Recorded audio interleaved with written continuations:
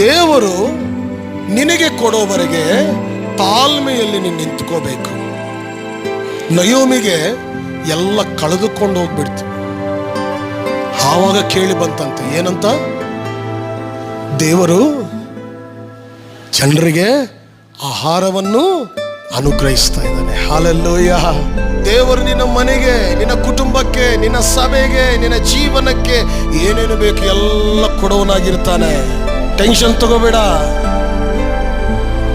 Tension ತಗೊಂಡು ಏನಾದರೂ ಒಂದು ನಿರ್ಣಯ ತೆಗೆದುಕೋಬೇಡ.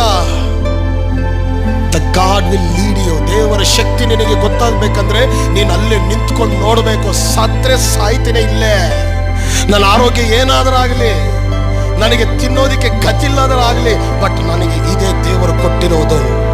ಒಂದು ದಿನ ದೇವರು ದಯವನ್ನು ತೋರಿಸಿ ಅದ್ಭುತವಾದ ಕಾರ್ಯವನ್ನು ಮಾಡ್ತಾನೆ. ಹಲ್ಲೆಲೂಯಾ.